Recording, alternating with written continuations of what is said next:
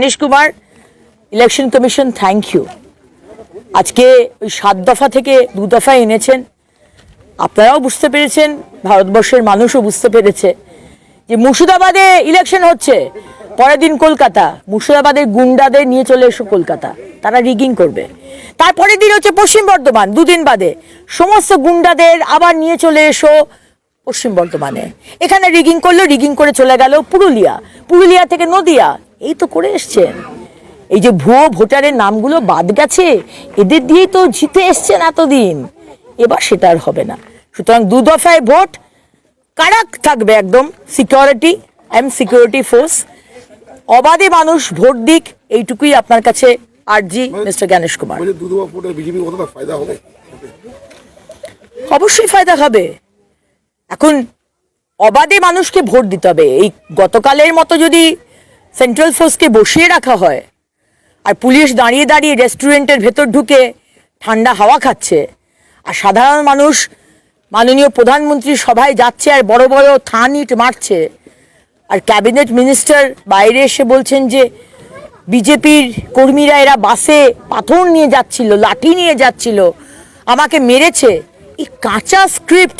না আমরা শুনতে রাজি আছি না আমরা এগুলোকে বিশ্বাস করি সুতরাং মানুষ অবাধে ভোট করুক আমাদের আর কোনো আর্জি নেই 2026 কোথায় দেখছেন বিজেপিকে আমি দেখার কেউ নেই আমি জানি সরকার হচ্ছে কারণ আমি রাস্তায় ঘাটে ঘুরে বেড়াই সমস্ত গ্রাউন্ড লেভেলের মানুষ সাধারণ মানুষ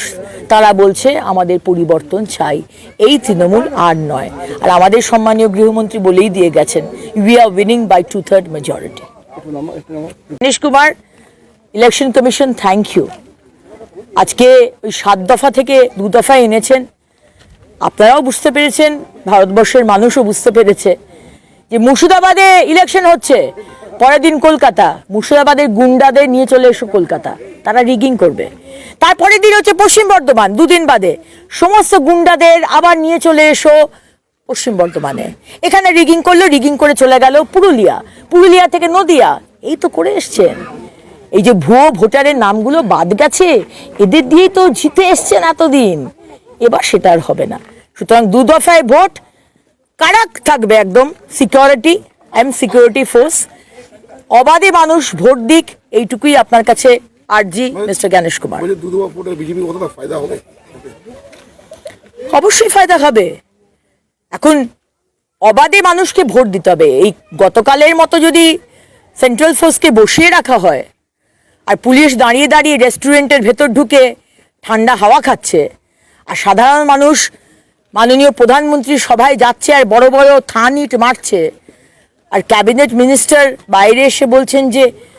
বিজেপির কর্মীরা এরা বাসে পাথর নিয়ে যাচ্ছিল লাঠি নিয়ে যাচ্ছিল আমাকে মেরেছে এই কাঁচা স্ক্রিপ্ট না আমরা শুনতে রাজি আছি না আমরা এগুলোকে বিশ্বাস করি সুতরাং মানুষ অবাধে ভোট করুক আমাদের আর কোনো আর্জি নেই 2026 কোথায় দেখছেন বিজেপিকে আমি দেখার কেউ নেই আমি জানি সরকার হচ্ছে কারণ আমি রাস্তায় ঘাটে ঘুরে বেড়াই সমস্ত গ্রাউন্ড লেভেলের মানুষ সাধারণ মানুষ তারা বলছে আমাদের পরিবর্তন চাই এই তৃণমূল আর নয় আর আমাদের সম্মানীয় গৃহমন্ত্রী বলেই দিয়ে গেছেন we are winning by 2/3 majority Ganesh Kumar election commission thank you আজকে 7 দফা থেকে 2 দফা এনেছেন আপনারাও বুঝতে পেরেছেন ভারতবর্ষের মানুষও বুঝতে পেরেছে যে মুর্শিদাবাদে ইলেকশন হচ্ছে পরের দিন কলকাতা মুর্শিদাবাদের গুন্ডাদের নিয়ে চলে এসো কলকাতা তারা রিগিং করবে তারপরের দিন হচ্ছে পশ্চিম বর্ধমান দুদিন বাদে সমস্ত গুন্ডাদের আবার নিয়ে চলে এসো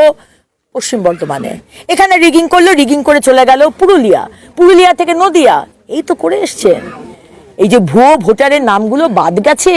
এদের দিয়েই তো জিতে এসেছেন এতদিন এবার সেটা আর হবে না সুতরাং 2 দফায় ভোট